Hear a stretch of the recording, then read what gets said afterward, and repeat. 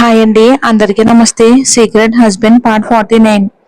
నాకు సహాయం చేయి అని రాహుల్ నెమ్మదిగా అన్నాడు. మనసు నొప్పి కలిగి ఉండటం వలన ఇక పల్లవి ఆ రాత్రి చాలా బాధపడింది. కానీ దానికంటే ఎక్కువగా అలసిపోయినట్టు అనిపించింది. ఒక అబ్బాయి ఫేక్ ప్రేమను ఎప్పుడూ నమ్మకూడదని ఆమె ఒక పాఠం నేర్చుకుంది. దాని గురించి పల్లవి తనని తానే తిట్టుకుంది. ముందు రోజు రాత్రి బాగా అలసిపోవటం వలన ఉదయం 10 అయినా సరే పల్లవి ఇంకా నిద్రలోనే ఉంది. మాధవ్ లోపలికి వచ్చినప్పుడు కూడా ఆమె గాఢ నిద్రలోనే ఉంది. మాధవ్ వాళ్ళిద్దరూ ఇక డ్రెస్ చేంజ్ చేసుకోవడానికని కొన్ని బట్టలు తీసుకుని రూమ్ లోకి వచ్చాడు. మాధవ్ రూమ్ లోకి అడుగు పెట్టిన వెంటనే పల్లవి రాహుల్ దుప్పట్లో ముసుగులో హాయిగా నిద్రపోవటం చూశాడు. ఆమె జుట్టు కొద్దిగా చెదిరి ఉంది. బయటకు కనిపిస్తున్న ఆమె భుజాలు ఇద్దరు చాలా అందంగా కనిపించడంతో ఆ సీన్ మొత్తం ఉంది. ఒక్క సెకండ్ రాహుల్ గాయపడ్డాడు కదా, మరి వారిద్దరూ ఇలా ఎలా నిద్రపోయారు? కానీ అప్పుడే తనపై ఒక షార్ప్ లుక్ పడినట్టు అనిపించడంతో మాధవ్ ఇక తల దించుకుని తొందరగా టేబుల్ మీద బట్టలు టిఫిన్ పెట్టి వెళ్ళిపోయాడు. అతను మెల్లగా నడుస్తూ వెళ్ళిన ఆ శబ్దానికి పల్లవికి మెలకువ వచ్చినట్టుంది. ఇంకా నిద్ర మత్తులో ఉన్న పల్లవి రాహుల్కి ఇంకా దగ్గరగా ఒదిగింది. ఆమె ఆ కదలిక రాహుల్ని ఖచ్చితంగా హ్యాపీ చేసింది. తన పల్చని పెదాలపై చిరునవ్వుతో రాహుల్ పల్లవిని ప్రేమగా మరింత దగ్గరకు లాక్కున్నాడు. పల్లవికి పూర్తిగా మెలకు వచ్చేసరికి అతను ఒక చేత్తో ట్యాప్ తో ఆడుకుంటూ కనిపించాడు. ఇక తను అతనితో పడుకుని ఉన్నానని గ్రహించి ఆమె కొన్ని క్షణాలు షాక్ అయ్యి తర్వాత కదలడానికి ప్రయత్నించింది. కానీ రాహుల్ ఆమె భుజాలను పట్టుకుని కదలకుండా చేశాడు. అతను ఆ ట్యాబ్ ను పక్కన పెట్టి కిందకు వంగి పల్లవి నుదుటిపై లైట్ గా ముద్దు పెట్టాడు. ఆకలిగా ఉందా? అంత చనువు పల్లవికి కొంచెం సిగ్గు తెప్పించింది. ఆమె తల అడ్డంగా ఊపి చిన్న గొంతుతో లేదు, నాకేమీ ఆకలిగా లేదు అని సమాధానం ఇచ్చింది రాహుల్కి. కానీ నాకు ఆకలిగా ఉంది, రాహుల్ ఆమె చెవిలో నెమ్మదిగా అన్నాడు. అతని మాటలు ఆమెను కన్ఫ్యూజ్ చేశాయి. రాహుల్ ఆకలి తిండి కోసం కాదని ఆమె కనిపించింది. నేను నీకు తినడానికి ఏదైనా తెస్తాను అంటూ పల్లవి లేచింది.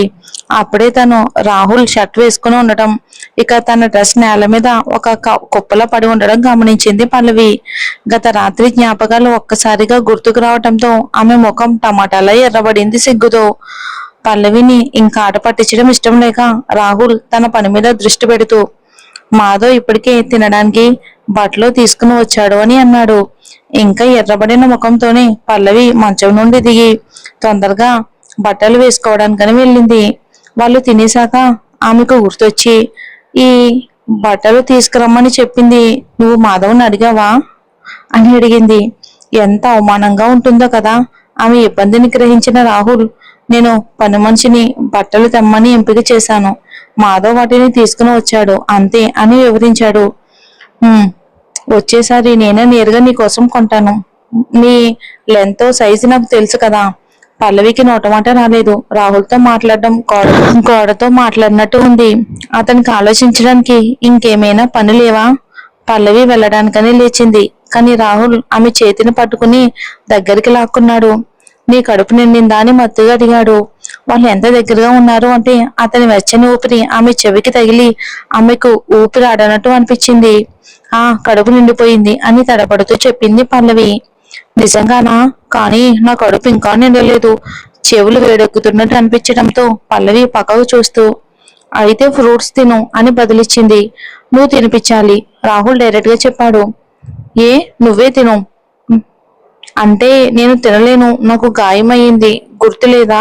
రాహుల్ వెంటనే బదిలిచ్చాడు. పల్లవి అతని సన్నని చేతుల వైపుకు చూసింది. నిన్న రాత్రి అవి చాలా యాక్టివ్ గా ఉన్నట్టు అనిపించాయి. పైగా రాహుల్ మంచం మీద తనను క్షమించమని అడిగేలా చూశాడు. అప్పుడు అతను గాయపడినట్టు ఏమాత్రం కనిపించలేదు.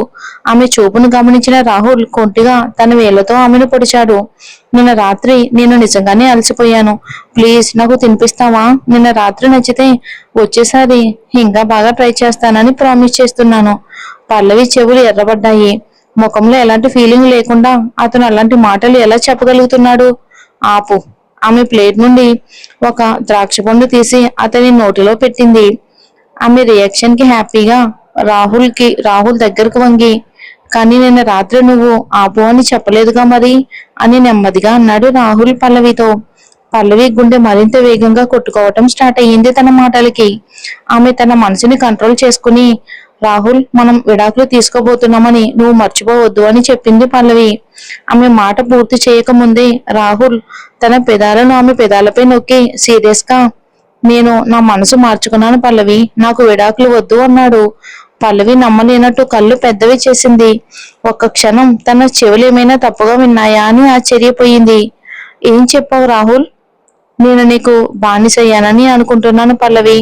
పల్లవికి నోటమాట రాలేదు. అతను చెప్పింది అర్థం చేసుకోవడానికి ట్రై చేస్తూ ఉంది. ఆమె అక్కడే షాక్ తో నిలబడిపోయింది. రాహుల్ ఒక్కసారిగా ఆమెకు బానిసయ్యాడంట, ఇక విడాకులు వద్దట. ఆమె మనసు ఒక గందరగోళంగా అనిపించింది. అప్పుడే రాహుల్ ఆమెకు దగ్గరగా వంగి అతని అందమైన ముఖం ఆమెకు కొన్ని అంగుళాల దూరంలోకి ఉంచింది. పల్లవి రియాక్ట్ అయ్యేలోపే అతను సాఫ్ట్ గా తన పెదాలను ఆమె పెదాలపై నొక్కి ఆ తర్వాత ఆ ద్రాక్షను ఆమెకు తినిపించాడు. ఆమె గుండె వేగంగా కొట్టుకుంది. ఏం చేయాలో అర్థం కాక కంగారు పడుతుంది తన మాటలకి. రాహుల్ పెదాలు ఆమె వేలు కొనలను లైట్ గా తాకి ఆమె పై పెదాలను ముద్దాడాడు. ఇంక కళ్ళు తెరిచి ఉంచి రాహుల్ సాఫ్ట్ గా పల్లవి గడ్డాన్ని పైకెత్తి ఆమె వైపుకు చూశాడు. ఆమె అందమైన ముఖం సిగ్గుతో ఎర్రబడింది. ఇక ఆ టచ్ పల్లవికి ఒళ్ళంతా పాకి తల నుండి షాక్ వేసినట్టు అనిపించింది. ఆశతో ఆమె కాలు వేళ్లు ముడుచుకున్నాయి. తనలోని గందరగోళాన్ని ఆమె మాటల్లో చెప్పలేకపోయింది. కానీ పల్లవి ఇంకా ఆ ఫీలింగ్ లోనే ఉంది. ఆమె నాలిక ముద్దుబారిపోయింది. తన మాట వినడం లేదని అనిపించింది. ఆమె కాళ్ళు వణికి నిలబడడానికి కూడా కష్టంగా ఉంది. టెన్షన్ గా కంగారుగా ఆమె వణుకుతున్న చేతులతో టేబుల్ మీద ఉన్న క్యారియర్ తీసుకుని, నేను ఈ మిగిలిపోయినవి పడేసి వస్తాను అని నెమ్మదిగా చెప్పింది. రాహుల్ కనుబొమ్మలు ముడిచాడు. ఎందుకు? నర్స్ కోసం వదిలేసాయి. కానీ పల్లవి అప్పటికే తలుపు తెరిచి బయటికి వెళ్ళిపోయింది. ఆమె ఆ రూమ్ లో ఇంకొక క్షణం కూడా ఉండలేకపోయింది. కాస్త ఫ్రెష్ గాలి పీల్చుకోవాలి అనుకుంది. ఇంకా చెత్త పడేసి వచ్చాక ఆమె బాల్కనీలో నిలబడి తన ఆలోచనలను ఒక చోట చేర్చడానికి అయితే ట్రై చేసింది. రాహుల్ అసలు ఇంతకు ముందు ఏ అమ్మాయిని ముద్దు కూడా పెట్టుకోలేదని చెప్పాడు. ఇప్పుడు విడాకులు వద్దంటున్నాడు. మరి కావ్య సంగతి ఏంటి? అతను ఆమెను అంతగా ప్రేమించలేదా? కావ్యతో ఏం చెప్పబోతున్నాడు? పల్లవి ఎంతగా ఆలోచిస్తే అంతగా తన మీద తనకే డౌట్ వచ్చింది. గడిచిన తప్పుల నుండి తను ఏమీ నేర్చుకోలేదా? అబ్బాయిలు ఫీలింగ్స్ ని వేరుగా చూస్తారు. వాళ్ళకి ఫిజికల్ గా దగ్గరగా ఉండడం అంటే లోతైన ఫీలింగ్స్ తో బంధం ఏర్పడడం కాదు. మరోవైపు అమ్మాయిలు ఆ దగ్గర దాన్ని రిలేషన్ లో ఒక ముఖ్యమైన భాగంగా చూస్తారు.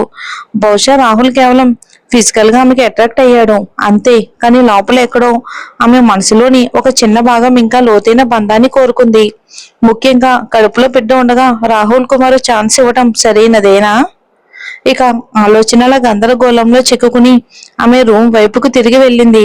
కానీ తలుపు దగ్గరకు రాగానే లోపల నుండి ఒక అమ్మాయి ఏడుస్తున్న శబ్దం వినిపించింది. పల్లవి అక్కడికక్కడే ఆగిపోయింది. లోపల కావ్య రాహుల్ దగ్గర ఏడుస్తుంది. రాహుల్ సాఫ్ట్ గా ఆమె వీపు నిమురుతున్నాడు. అతని ముఖంలో నిజమైన టెన్షన్ స్పష్టంగా కనిపిస్తుంది. అతను సీరియస్ గా జాలిగా ఆమె వైపుకు చూస్తున్నాడు. నొప్పిగా ఉందా రాహుల్? నేను ఇలా చూడటం నాకు చాలా బాధగా ఉంది. నేను ఓపెన్ గా నీ పక్కన ఉండలేకపోతున్నానన్న విషయం నన్ను చంపేస్తుంది, కావ్య ఏడుస్తూ చెప్పింది. అంతగా ఫీల్ అవ్వద్దు కావ్య, రాహుల్ సాఫ్ట్ గా చెప్పాడు. నొప్పి ఉన్నప్పటికీ రాహుల్ కావ్యను పక్కకు నెట్టలేదు. ఆమెను గట్టిగా పట్టుకొనిచ్చాడు. ఆ సీన్ చూస్తున్న పల్లవికి నోరంతా చేదుగా అనిపించింది, బాధగా అనిపించింది. తన డౌట్స్ అన్ని ఒకసారిగా ఫన్నీగా అనిపించాయి. కావ్య ఉన్నంతకాలం రాహుల్ తనకు ఎప్పటికీ దక్కడని అర్థమైంది. అదే టైంలో మాధవ్ అటుగా వచ్చి పల్లవిని గమనించాడు. అతను ఏదైనా చెప్పేలోపే పల్లవి వెనక్కి తిరిగి చూడకుండా పరిగెత్తుకుంటూ వెళ్ళిపోయింది. మాధవ్ గాజు కిటికీలో నుంచి రూమ్ లోకి తొంగి చూశాడు. ఒక్కసారిగా అంతా అర్థమైంది. అతను వెనక్కి వెళ్ళబోతూ ఉండగా రాహుల్ అతన్ని గమనించాడు. మాధవ్ రూమ్ లోకి వచ్చాక రాహుల్ చివరకు కావ్యను పక్కకు నెట్టి సీరియస్ గా, ఎవరినైనా పిలిచి కావ్యని ఇంటికి పంపించమని చెప్పాడు. కావ్య ముఖం తెల్లగా మారింది. ఆమె వెళ్ళడానికి ఇష్టపడక మళ్ళీ అతని వైపుకు కదిలింది. కావ్య, రాహుల్ ఎలా కఠినంగా అన్నాడు. మరోసారి చెప్తున్నాను, నువ్వు వెళ్ళు ఇప్పుడే. రాహుల్, నేను నీతోనే ఉండాలి అనుకుంటున్నాను, కావ్య కన్నీళ్లతో నెమ్మదిగా చెప్పింది. అయినా రాహుల్ మారలేదు. అతను మాధవ్ వైపుకు తిరిగి, ఇంకా చూస్తున్నావేంటి అని అరిచాడు. మాధవ్ వేగంగా ముందుకు వచ్చాడు. కానీ గత అనుభవం నుండి పాఠం నేర్చుకున్నందువలన అతను కావ్యాన్ని అయితే తాకలేదు. అందుకే మర్యాదగా కావ్య గారు దయచేసి నాతో రండి అన్నాడు. అయితే కావ్య వెళ్ళటానికి నిరాకరించింది. ఆమె మాధవ్ను పట్టించుకోకుండా రాహుల్ వైపుకు తిరిగి వెక్కుతూ, రాహుల్ దయచేసి నన్ను ఇక్కడ ఉండనివ్వు. నేను నీకు సేవ చేయాలి అనుకుంటున్నాను. నా ఆరోగ్యం గురించి కంగారు పడుకు, నేను ఇప్పుడు బాగానే ఉన్నాను అంది. రాహుల్ మొహం కఠినంగా మారింది. అతను, కావ్య, నేను పల్లవికి విడాకులు ఇవ్వకూడదని నిర్ణయించుకున్నాను. నేను పెళ్ళైన వాడిని, నువ్వు ఒంటరి దానివి. నువ్వు నాతో ఇలా ఉంటే చూసేవాళ్ళు అపార్థం చేసుకుంటారు, నలుగురు నాలుగు రకాలుగా మాట్లాడుకుంటారు అన్నాడు. రాహుల్, అసలు అసలు నువ్వేం మాట్లాడుతున్నావు? దాని అర్థం ఏంటి? కావ్య తన చెవులను తన్నే నమ్మలేకపోయింది. ఆమె రాహుల్తో మళ్ళీ నిర్ధారించుకోవాలి అనుకుంది. అంటే ప్రస్తుతానికి నువ్వు ఆమెకు విడాకులు ఇవ్వనని అంటున్నావా? అంతేనా? పర్లేదు, నేను వెయిట్ చేస్తాను. నీ కోసం నేను ఎదురు చూస్తాను. నేను ఎలాగోలా సర్దుకోగలను. కావ్య, అది మనకి బంధం అస్సలు సరిపోదు. ఈ బంధం నిలవదు. రాహుల్ కనుబొమ్మలు ముడిచాడు. కావ్యను బాధ పెట్టడం అతనికి ఇష్టం లేక మెల్లగా, నా మనసులో నేను నిన్నెప్పుడు నా సొంత చెల్లెలాగానే చూశాను. నేను బాధ పెట్టాలని నాకు లేదు అని జోడించాడు. వద్దు రాహుల్, వద్దు. నాకు నీ చెల్లెలుగా ఉండాలని లేదు. నీ భార్యగా ఉండడం తప్ప నాకు ఇంకేమీ వద్దు. నువ్వు విడాకులు ఇచ్చే వరకు నేను వెయిట్ చేస్తానని చెప్పాను కదా. ఆమె ఏడ్చి ఏడ్చి పొంగిపోయింది. నన్ను ఎందుకు ఇష్టపడలేకపోతున్నావు? నన్ను ఎందుకు పదే పదే తిరస్కరిస్తున్నావు? చెప్పు, నాలో లోపం ఏంటి? నీ కోసం మారడానికి నేను సిద్ధంగా ఉన్నాను. చాలు కావ్య, చాలు. ఇంటికి వెళ్ళి నేను చెప్పిన దాని గురించి ఆలోచించు. నువ్వు ఒప్పుకుంటే నేను నా కుటుంబంలో ఒకరుగా చూసుకుంటాను. రాహుల్, నీకు ఎన్నిసార్లు చెప్పాలి? నాకు నీ భార్యగా ఉండాలని ఉంది, వేరేలా కాదు. కావ్య నిస్సహాయంగా గట్టిగా అరిచింది. ఆమె బొంగురుపోయిన గొంతు దయనీయంగా అనిపించింది. ఆమె చూడటానికి చాలా దీనంగా ఉంది. అయితే ఆమె ఎంత దీనంగా కనిపించినా రాహుల్ చెల్లించలేదు.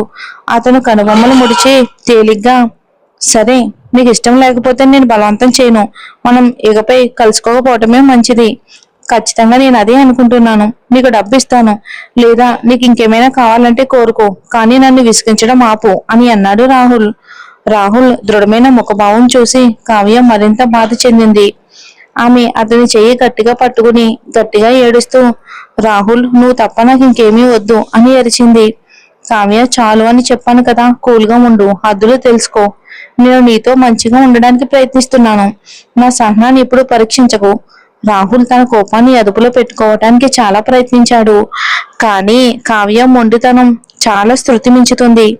అతను చిన్నప్పటి నుండి రాహుల్ గ్రూప్ కు వారసుడిగా శిక్షణ పొందాడు. ఇక తన నిజమైన భావోద్వేగాలను దాచుకోవటం అతనికి అలవాటు. ఇలాంటి విషయాలపై సమయం వృధా చేయటం అతనికి ఏమాత్రం అస్సలు నచ్చదు. అతని దృష్టిలో ఇదంతా అర్థం లేనిది. గతంలో తన ప్రాణాలు కావ్య పెట్టిన భిక్ష అని రాహుల్ అనుకున్నాడు. ఆమె తనను అంతగా పెళ్లి చేసుకోవాలి అనుకుంటే ఆమె కోరిక తీర్చవచ్చని భావించాడు. ఎందుకంటే అతను ప్రేమ భావనలకు ఎప్పుడు ప్రాముఖ్యత ఇవ్వలేదు. అతని పని ఎల్లప్పుడూ అతని ప్రాధాన్యతగా ఉండేది. ఇటీవల అతని నియంత్రణకు మించిన అనేక విషయాలు జరిగాయి. పల్లవి పట్ల తన భావాలు మారుతున్నాయని అతను కూడా ఊహించలేదు. పల్లవికి విడాకులు ఇవ్వకుండా తనని ఆపుతున్నది తన స్వాధీనపరుచుకునే స్వభావమా, లేక నియంత్రించాలనే కోరిక అనేది రాహుల్ కి ఖచ్చితంగా తెలీదు. కానీ ఒక్క విషయం మాత్రం నిజం, అతను ఇంకా ఆమెకు విడాకులు ఇవ్వాలి అనుకోవటం లేదు. ఏదైతేనే రాహుల్ డిసిషన్ అయితే కరెక్ట్గా తీసుకున్నాడు. మరి ఏం జరుగుతుందో మనం వచ్చే ఎపిసోడ్లో చూద్దామండి.